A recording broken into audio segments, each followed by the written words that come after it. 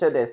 You're at work and through the window you catch a glimpse of someone with binoculars holding a wedding ring and lastly calling your mom for your blood type.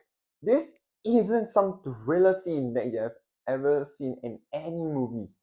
This is an unfortunate reality that many artists in the K-pop industry go through when extreme obsession takes a dark turn. My name is Marcus and today we are going to answer the question, are Saesangs going too far in the K-pop industry?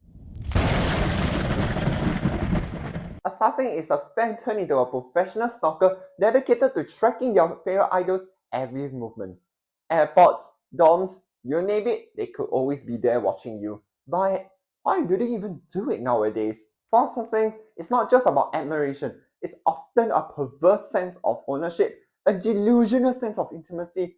Last but not least, they crave the attention from their idols at every point of their life. They are willing to go all the way just to get their attention, even it means breaking legal and ethical boundaries. This includes public stalking, leaking private information, last but not least, harassment of family members. However, before we get into that, let me give you a brief history of Saesang culture.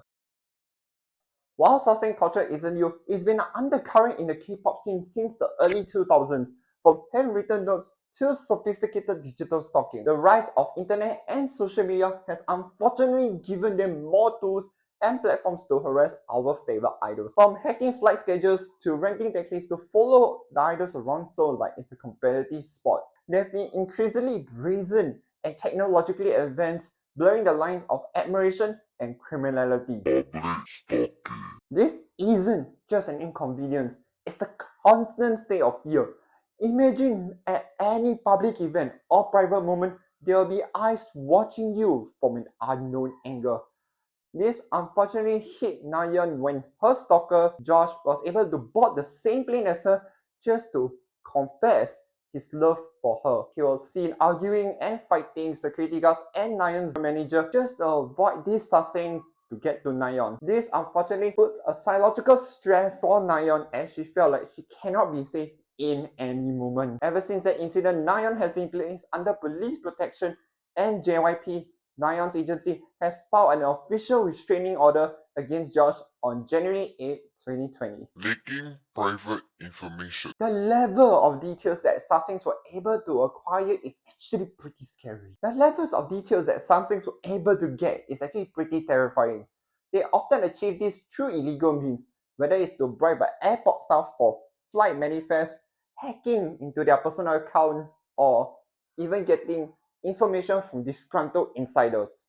It's a direct threat to their personal safety. Imagine getting a hotel number instead of an idol. Now that's actually quite creepy. But imagine your phone number, your flight details, even your personal home address being leaked out. It opens the door to harassment, spam calls, even in physical intrusion, like standing outside at their door, not knowing that they're at home. And it often disrupts their daily lives and fan interaction. When I say disrupts fan interaction, it often brings down the mood. Like imagine being so hyped to talk to fans to now being solemn about it. Take the example of NCT Dream Juno, where his phone rang more than 20 times, causing Renjun, his bandmate, to pick up the call and tell the Saesangs to stop calling him during their live interactions. Even though the call was outside the live actually, most of the members were actually physically disturbed that Saesangs were able to acquire this information. Harassment of family members. The pain extends far beyond their idols themselves. Their families who want to do nothing with them are unfortunately dragged into the chaos caused by Saesangs. Take the example of Baekhyun, as his brother's wedding was disrupted by Saesangs. The Saesangs blocked guests, clamor for attention, and turn a joyous wedding occasion into another stage of their obsession.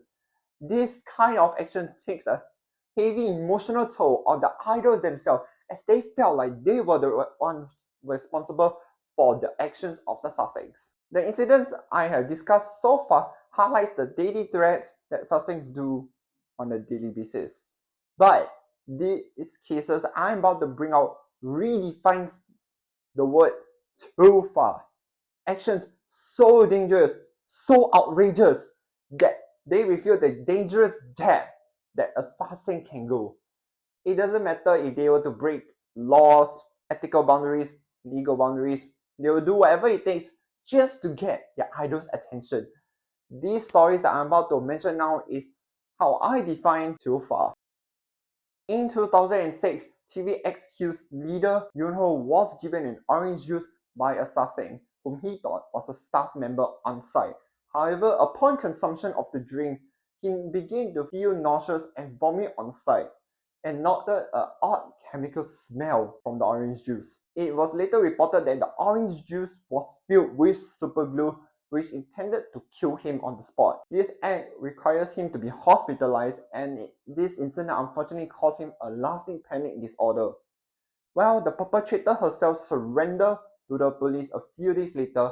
Yuno decided not to press charges, citing the fact that this case could destroy her future. Imagine going to bed thinking, I will have a good 8 to 9 hours of sleep, only be woken up a few hours later by a Saesang kissing you on the cheek or on your lips. Now that is actually scary. This unfortunate K-pop idol Kim Jae-jeon suffers death in reality. He has also received an official photo of his back without the shirt on, indicating that someone was in fact home just right behind him. He described the feeling like a prisoner because of the constant paranoia whether people are following him back home or happen to be on the same route as him. Quote unquote, this is what Kim Jae-jeon said to his Saesangs. He says that his stalkers were like killers, following him the moment he got off work. Some lay in wait for him in his home. Just imagine ending your work and wanting to go home to relax, just to find a few uninvited guests laying in wait just for your autograph. This last case is Super Junior's Kim Hee-chul's car accident in 2006. In 2006, Hee-chul was headed back to Seoul after attending a fellow Super Junior's Donghae's father's funeral. The tire unfortunately malfunctioned while attempting to switch lane in order to lose Saesangs who were following him back from the funeral. This incident resulted a lifelong disability in his legs beyond the physical injuries, which includes fracture of the femur and ankle, which required him to take multiple surgeries. Metal rods and pins were inserted into his legs in order to help him with his recovery. The emotional and psychological factor told against him as he could not participate for 12 straight weeks during Super Junior's promotion in 2006. From the mental perspective, Hee-chul has admitted to put on a cheerful personality to disguise the pain that he suffers from the incident to avoid his fans from feeling sad. It's time for the K-pop community and indeed all fandoms to draw the firm line and resounding no to Saesang culture. Let's ensure the magic of K-pop remains as a source of joy and inspiration, free from the shadows of fear and harassment. These answer the questions of, are Saesangs going too far in the K-pop industry? Yes, they have gone way too far based on what I've said. Thank you all for listening to my presentation on Saesangs going too far in the K-pop industry. Let's all consider our part in shaping a fandom where joy, not fear, defines the K-pop experience.